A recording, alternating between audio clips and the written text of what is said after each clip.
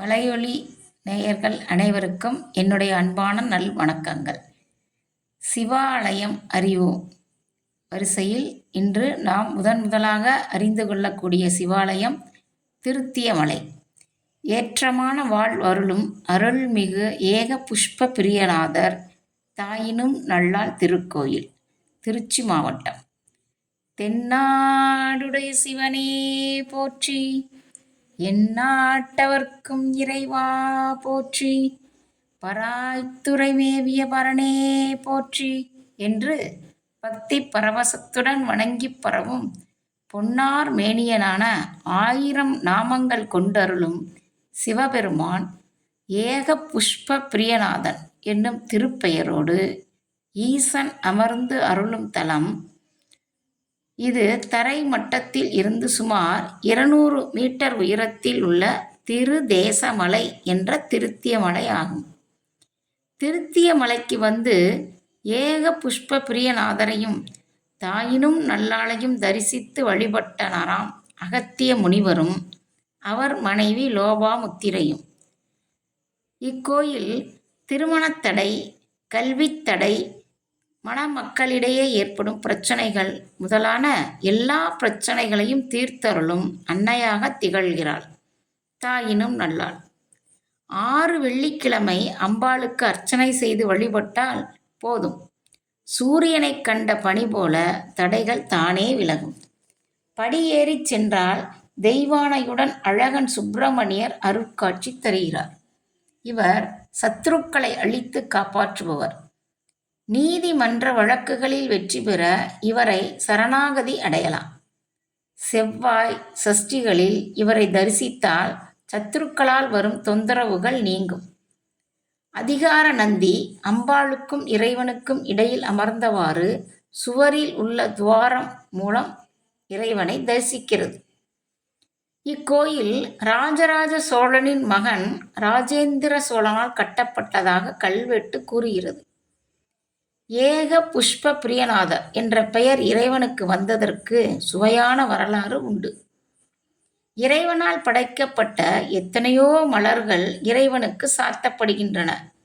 தேவ அர்க்கிய வள்ளிப்பூ என்னும் ஒரு மலரை மட்டுமே இறைவனே காத்திருந்து ஏற்றுக்கொள்வதாக நம்பிக்கை உண்டு. வற்றாத நீர் உள்ள ஒரு சுனையில் பல யுகங்களுக்கு ஒரே முறை பூக்கும் சிறப்பு மிக்க சுனை அமைந்திருக்கும் இடம்தான் திருத்தேசமலை. தேவ அர்க்கைய வள்ளிப்பூவை அணிந்து மகிழ்வதற்காக யுக யுகாந்திரமாய் காத்திருப்பதால் இந்த சிவபெருமானின் திருப்பெயர் ஏக புஷ்ப பிரியநாதர் என்று வழங்கப்படுகிறது.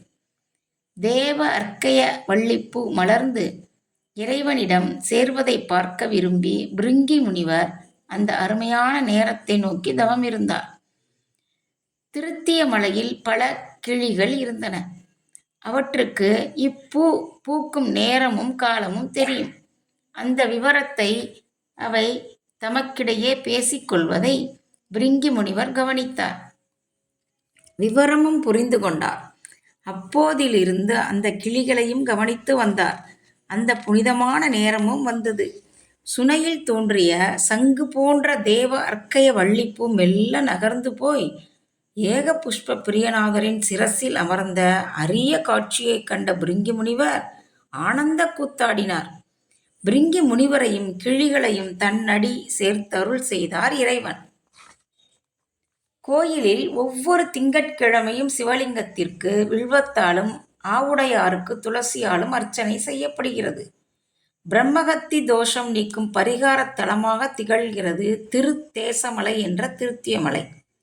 உமாமகேஸ்வர வடிவம், பைரவர், மகாலட்சுமி, சண்டிகேஸ்வரர், சூரியன், நவக்கிரகங்கள் தரிசனமும் பெறலாம். மூலவர் சுயம்புலிங்கமாக அருள் பாலிக்கிறார். அம்மன் தாயினும் நல்லாள். இக்கோயில் கட்டப்பட்ட ஆண்டு 5050 வருடங்களுக்கு முன்பு ஆகும்.